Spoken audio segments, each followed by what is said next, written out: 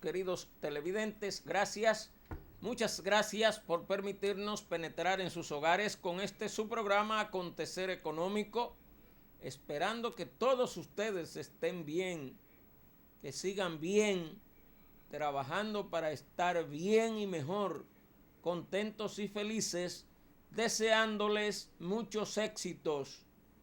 En nuestro programa Acontecer Económico del día de hoy vamos a contar con la presencia del profesor José Gómez Cerda, quien nos va a tratar un tema muy importante para todos ustedes.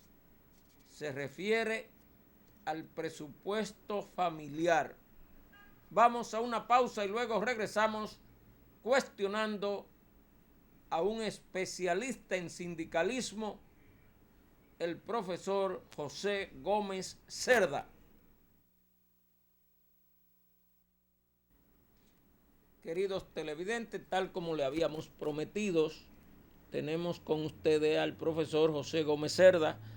Profesor, el tema de hoy, presupuesto familiar, ¿en qué se emplea el dinero que recibimos? Oriente a nuestros queridos televidentes. Normalmente en economía casi todos estamos enterados o informados de cómo está la economía a nivel internacional o a nivel nacional. Es indudable que todos tenemos las informaciones de la crisis actual que hay en los Estados Unidos. Inclusive la mayoría de las personas sabe cómo se han hecho los reajustes y qué aporte, qué cantidad de dinero ha aportado el gobierno de Estados Unidos para subsanar esta situación. Asimismo, en el plano nacional tenemos muchas informaciones sobre cómo se manejan las finanzas públicas. Sin embargo, hay un factor que es uno de los más importantes, que es la microeconomía y la más pequeña de las economías, que es la economía familiar.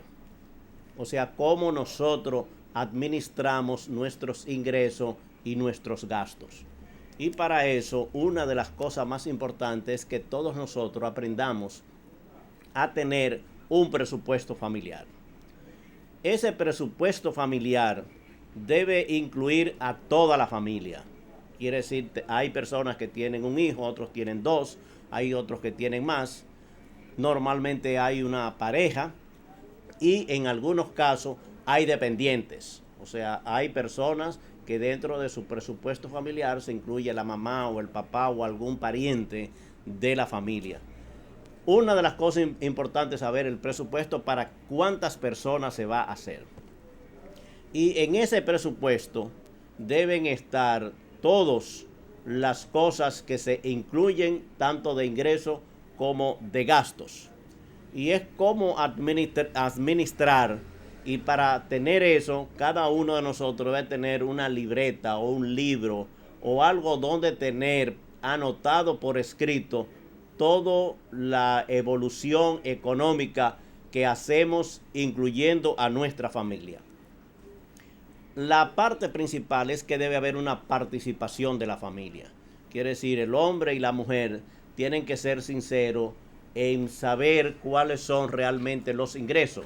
Porque en nuestra sociedad a veces tenemos personas que no le dicen a su pareja cuántos son los ingresos que tiene ni cómo gasta el dinero.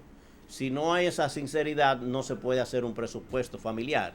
Y el presupuesto familiar parte de la realidad de cuántos son los ingresos que tiene la familia y cómo se gasta ese dinero. Es recomendable, profesor José Gómez Cerda, darle estas informaciones a su pareja. No crea eso circunstancias de crisis, de enfrentamiento, cuando una pareja se da cuenta que el otro está gastando el dinero y ahí empiezan a descubrirse infidelidades y malos manejos. Bueno, lo que queremos orientar es cómo hacer bien un presupuesto familiar. Si una pareja no es sincera, no le explica a su otra parte cuántos son los ingresos y cuánto gastan, no puede haber un presupuesto familiar. Entonces cada uno llevamos un presupuesto individual. Quiere decir, para que sea familiar, inclusive los niños deben saber cuánto gana o cuánto le entra a la familia. Entonces, este sistema de tener un presupuesto familiar parte de la sinceridad y de la honradez que tengan las parejas, porque si no, no se puede elaborar el presupuesto familiar. Es verdad lo que tú dices, la mayoría de nosotros a veces oculta, o sea en ingresos o sea en gastos.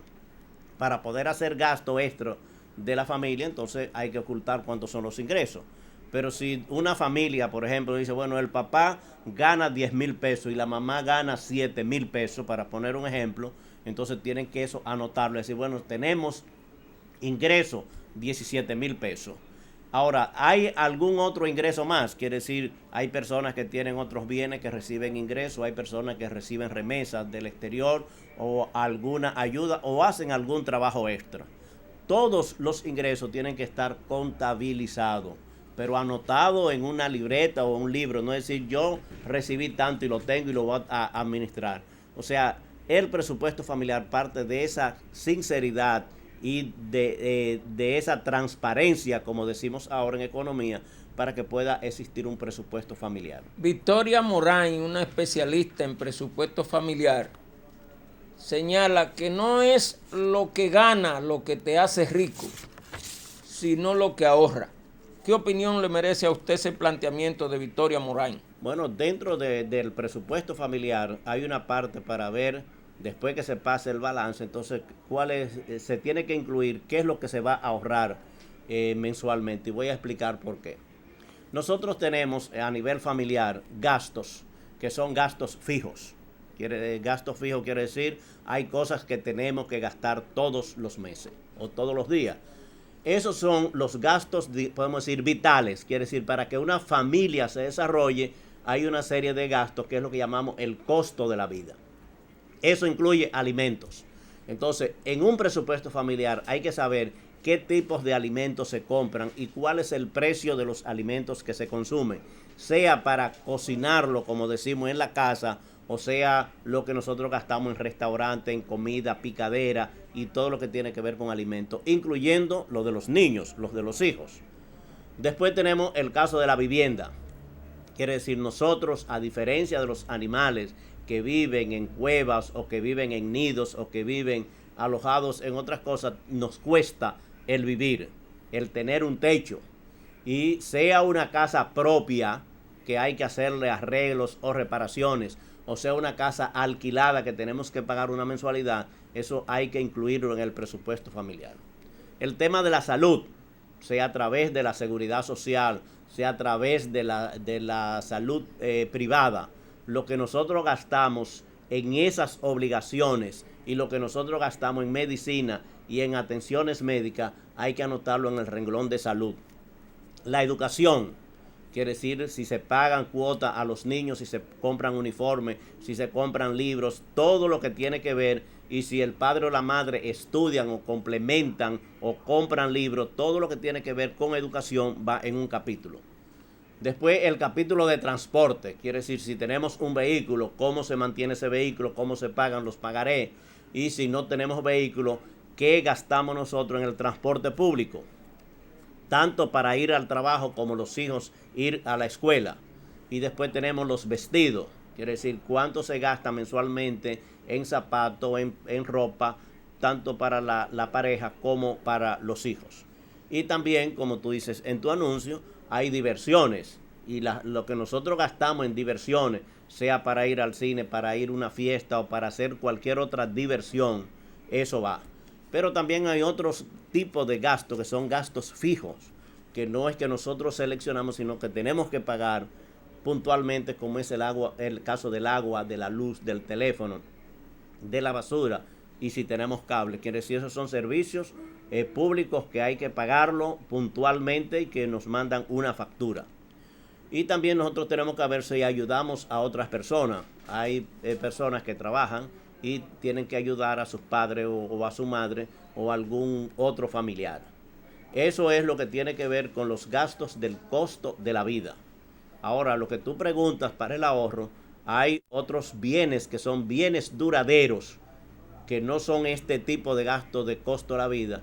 Es cuando nosotros invertimos en comprar amueblar la casa, comprar una nevera, comprar una televisión, cualquier equipo que sea duradero, en la cual no nos alcanza mensualmente para comprar una cosa de eso, sino tenemos que tener un ahorro para invertirlo en bienes duraderos. Queridos televidentes, estamos llevando para todos ustedes una interesante entrevista con el profesor José Gómez Cerda, que está hablando de algo muy importante y que muchos de nosotros no llevamos el presupuesto familiar y en determinadas ocasiones estamos en déficit y nos estamos volviendo locos porque hemos gastado más que lo que hemos producido.